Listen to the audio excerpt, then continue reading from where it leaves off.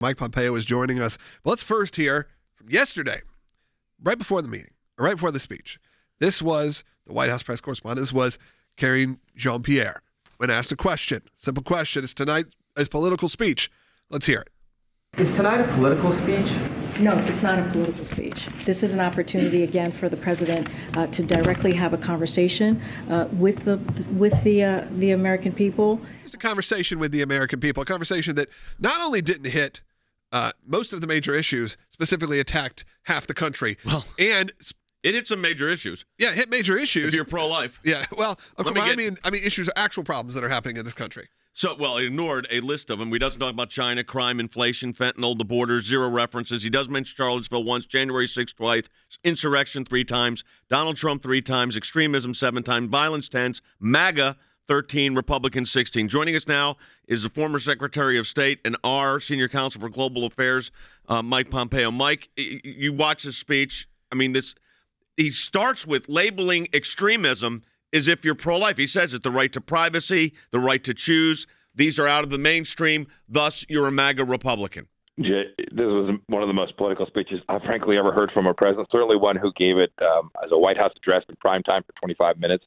And you all got it exactly right. His agenda is so disconnected from where the American people are that he has to take half of the American public, including moms raising their kids, taking them to soccer games, veterans, soldiers, all of whom voted for Donald Trump and the policies that we had for 4 years. And he now basically says, you are outside of the American mainstream. You are an extremist. This was a radical speech. This was an extreme speech. The visuals were terrible. I'm not sure who thought this was a good idea on his advance team, but it made him look disconnected in ways that I think will not only hurt him politically, but are so divisive and so inconsistent. What he tells us every day he wants to do, that you can only describe that speech last night as an effort to gaslight the American people and tell them things that we all know simply aren't true. Yeah, and I think when you look at the whole package, when they said it was, what was the main topic? They said like unifying the nation, healing a broken soul of the nation. And then you come out and you attack half the nation. It's not like he said specifically people that did this. It became a label that got so broad in the first minutes of his speech. He started throwing around the pro-life comments, started throwing in all of these, like I said, he said, it's not about mainstream Republicans. It's about Republicans that are pro-life. Well, that's a pretty mainstream Republican point of view. But Mike, you mentioned the imagery, and we're going to talk a lot about that in this broadcast, but the imagery of the soldiers there, and you were served in the military, the way they did the background, this was at Independence Hall, it was very ominous, and it's the way it came across. At least, I think, to the American people, it looked like, if you're just watching in, you're thinking, what kind of speech is this actually? And then, of course, you heard the content. No doubt. To have 2 Marines in their dress blues standing at Independence Hall while the president is railing against half the American people who, by definition, are trying to make America great, right? This is the MAGA word that he throws around. He calls us semi-fascist.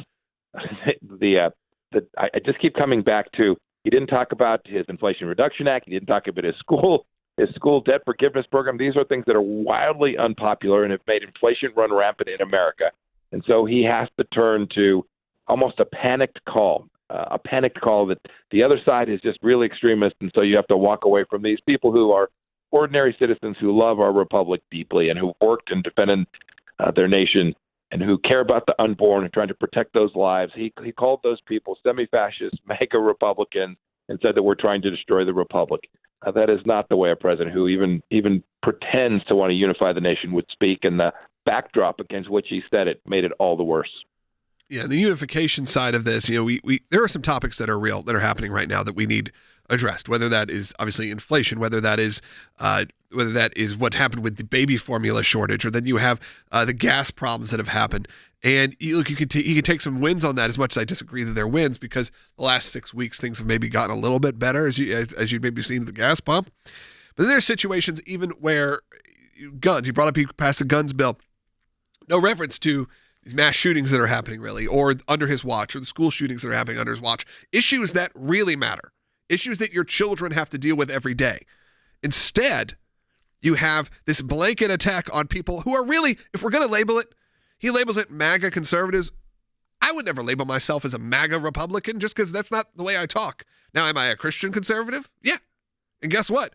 That's essentially what he's saying in here. Yes. Which is, if you have a belief system that says life begins, in the womb, right, then sorry, you're not with the mainstream, so therefore you are our enemy. And it's absurd. And I hope what this does is wakes people up, because they've been sleeping for the last 3 weeks. And they need to wake up, because we're seeing elections change. We're seeing things move. It is time to get there. So Mike, he makes this statement. He claims that, quote, again, using this MAGA Republican statements, do not respect the Constitution, don't believe in the rule of law. The irony of this is pretty telling, because when you look at it, this is a guy that borders in total chaos. The crime rates have soared. The bureaucracies have been weaponized with 87 new IRS agents, and this guy's sitting there like he's Darth Vader. I mean, with the two soldiers behind him, and then we know that we've got all this issues with the FBI and bias. So all of that takes place. It sounds like they're not even aware of what the American people are actually thinking about right now. I think that's absolutely true. And to your point earlier, Jay, right? He talked about political violence, political extremism. I remember the summer of 2020. I remember when progressives went to the streets and caused unmitigated riots to take place, and they told the law enforcement people, "Nope, stand down. We're going to defund you." If you want to talk about political extremism, that was them. And those of us who have these traditional ideas of our nation, this Judeo-Christian heritage that has made our country so exceptional, so great, he didn't speak to that last night.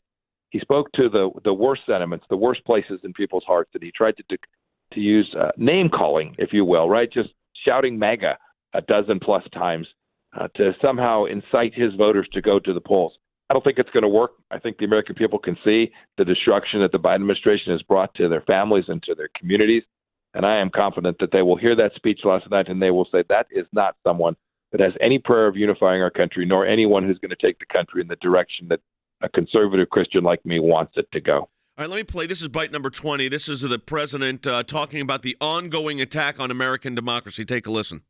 But while the threat to American democracy is real, I want to say as clearly as we can, we are not powerless in the face of these threats.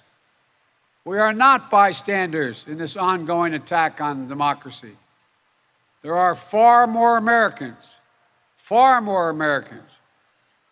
every background and belief who reject the extreme MAGA ideology than those that accept it. So, Mr. Secretary, here's what I think happens. The president first calls conservatives semi-fascists. That gets panned across the board, including CNN and MSNBC saying, gee, that's not the right. They shouldn't be doing that to half the American people. So they get away with that. Then it used to be ultra MAGA.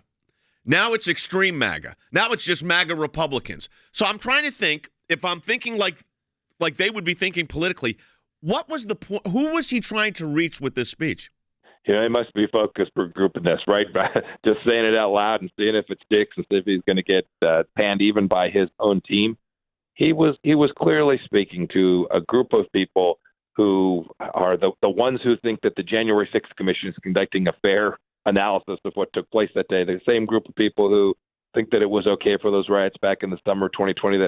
The group of people who became so obsessed with the central understanding that Donald Trump had to be defeated. I think he was speaking to those people, trying to figure out how to get them riled up. But the truth is, most Americans, 70+ million, understand a very different America than what he described. And the very problems that you outlined that have happened on his watch these first now almost 2 years are the very problems folks are going to be thinking about in the next weeks as they go to the polls. I'm convinced of that. You're absolutely right. And thanks again, former Secretary of State Mike Pompeo, our Senior Counsel for Global Affairs. Mike, thanks for being with us.